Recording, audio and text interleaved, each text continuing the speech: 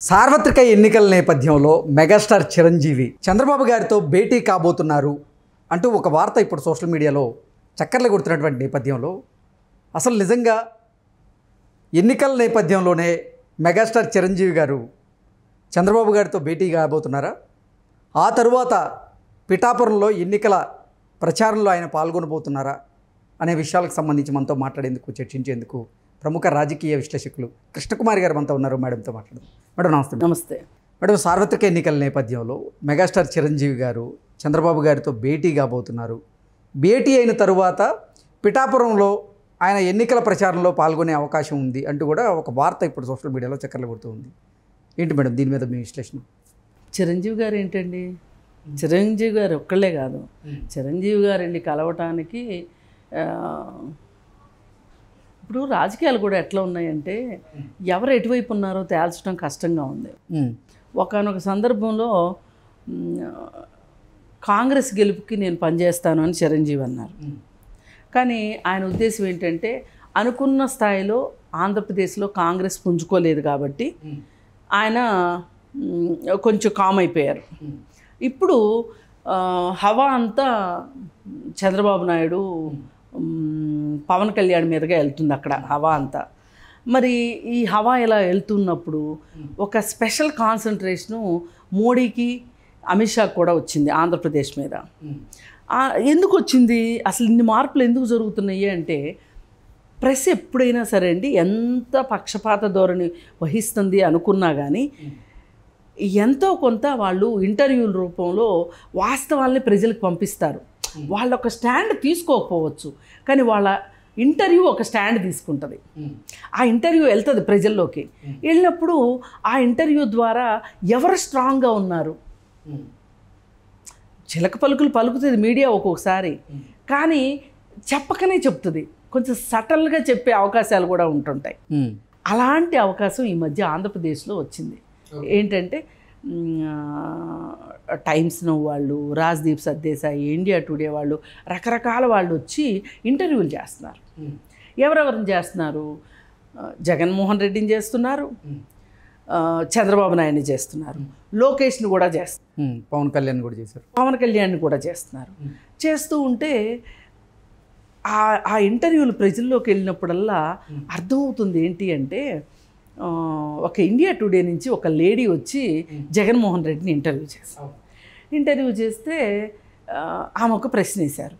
జగన్మోహన్ రెడ్డి పరిస్థితి ఏంటి అంటే, అసలు నాకు ఎందుకు వచ్చిన రాజకీయాలు, అసలు నేను ఈ రాజకీయాల్లోకి రావటం ఎలా, ముఖ్యమంత్రిని అవ్వటం ఎలా, ఈ ఎలక్షన్స్ రావటం ఎలా, ఈమెవరో వచ్చి నన్ను ఇంటర్వ్యూ చేయటం ఎలా, ఇప్పుడు నాకు ఈ ప్రశ్నకి సమాధానం నా దగ్గర లేదు, నాకు ఇప్పుడు ఎవరు చెప్తారు ఈ సమాధానం, నన్ను ఎవరు రక్షిస్తారు అన్నట్లు మొహం ఇటు అటు అటు ఇటు తిప్పి ఇంత చేసి ఆవిడకే అర్థం చేసుకుని ఈయన ఏమి సమాధానం చెప్పేలాగా లేడు అనుకుని ఆవిడ ఇంకొక ప్రశ్నలోకి వెళ్ళిపోయిన పరిస్థితి.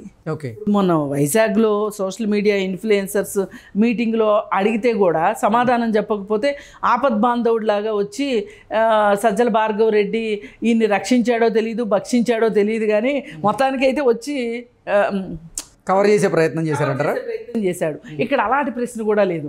ఇదంతా చూస్తే నాకేమనిపించిందంటే స్క్రిప్ట్లో లేని ప్రశ్నలు అడిగితే ఇలాగే ఉంటుంది నా రియాక్షను అని జగన్మోహన్ రెడ్డి చెప్పినట్టు అనిపించింది. ఏదైనా నాతో స్క్రిప్ట్లో రావాలండి, స్క్రిప్ట్ లేకుండా వస్తే ఎట్లా, మీరు ఎంత నేషనల్ మీడియా అయితే మటుకు అన్నట్లుంది పరిస్థితి.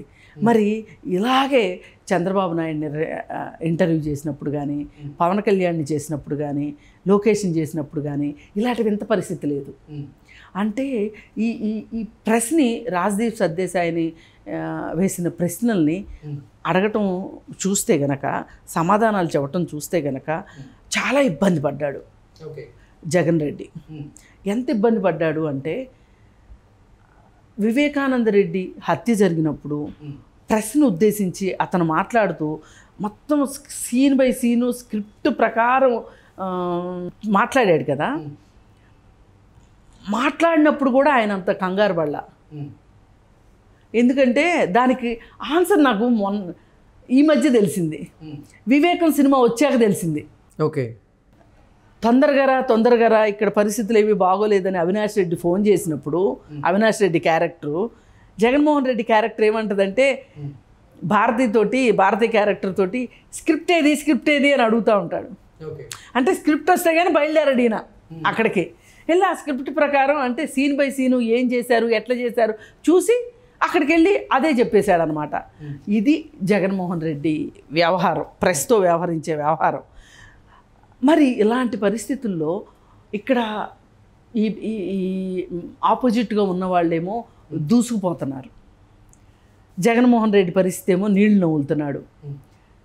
అదేమంటే ఆయన బాగా కాన్ఫిడెంట్గా చెప్పిన అబద్ధం ఏంటి అంటే ఇంటర్వ్యూ మొత్తంలో కూడా నాకు చెల్లెళ్ళు అంటే ప్రాణం, నాకు చెల్లెళ్ళు అంటే ప్రేమ, వాళ్ళే నన్ను అర్థం చేసుకోవట్లేదు అన్నది చాలా ఎఫెక్టివ్గా చెప్పాడు. మిగతా అన్నిటి వదిలేసేసి అసలు ఇప్పుడు అసలు ల్యాండ్ టైటిలింగ్ యాక్ట్ గురించి అడిగితే ఏం చెప్తాడు, నాకు అది నవ్వు వస్తుంది తలుచుకుంటే.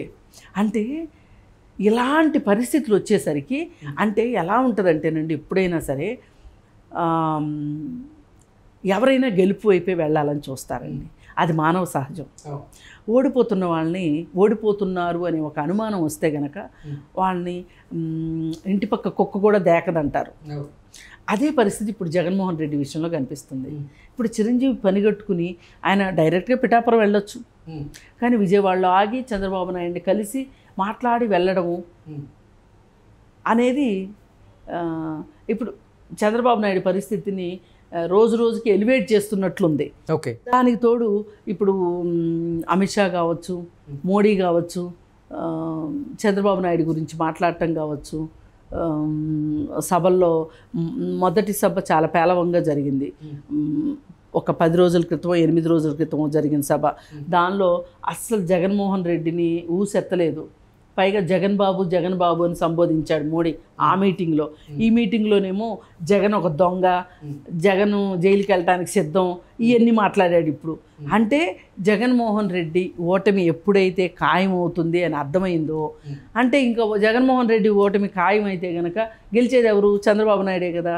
అందుకని చంద్రబాబు నాయుడు వైపు పొలోమంటూ తిప్పండ్రా బండ్లు తీయండ్రా బండ్లు అన్నట్లు చంద్రబాబు నాయుడు వైపు చూస్తున్నారు ప్రతి వాళ్ళు.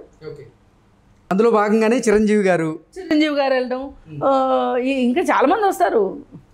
ఇప్పుడు దాకా కాస్త అంతా ఎటుందామా అని ఆలోచించే వాళ్ళు, కొంచెం గోడ మీద పిల్లులు ఉంటాయి, అవన్నీ ఏకంగా చంద్రబాబు నాయుడు ఇంటి వైపే, దారులన్నీ చంద్రబాబు నాయుడు ఇంటి వైపుకే అన్నట్లు అదే జరుగుతుంది చివరికి. ఓకే, అంటే ఇప్పటికే మనం చూస్తూ ఉన్నాం మహేష్ బాబు గారు, రవితేజ గారు, అలాగే వెంకటేష్ గారు, నాగార్జున, వీళ్ళందరూ కూడా అసలు కూటమికే మద్దతు తెలుపుతున్నట్లుగా కూడా ఇప్పటికే సోషల్ మీడియాలో కొన్ని పోస్టులు అయితే చక్కర్లు కొడుతూ ఉన్నాయి. అవి వాస్తవమా కాదా అనేది పక్కన పెడితే అంటే అసలు అందరూ కూటమికి మద్దతు ఇవ్వబోతున్నట్లుగా కొన్ని వార్తలు చక్కర్లు కొడుతున్నటువంటి నేపథ్యంలో మీరు చెప్పేది కూడా దానికి దగ్గరగా ఉంది. ఇంకా రానున్న రోజుల్లో అంటే ఒకటండి, అంతకుముందు చంద్రబాబు నాయుడిని చూశారు, ఓకే, ఆ తర్వాత జగన్మోహన్ రెడ్డిని చూశారు. ఎవరు ఫ్రెండ్లీ, ఎవరు యాక్సెసిబుల్, ఎవరు కంఫర్టబుల్ అనేది చూశారు. ఇప్పుడు కొత్త చూస్తేనే కదా పాతదేదో తెలిసేది, పాత విలువ తెలిసేది.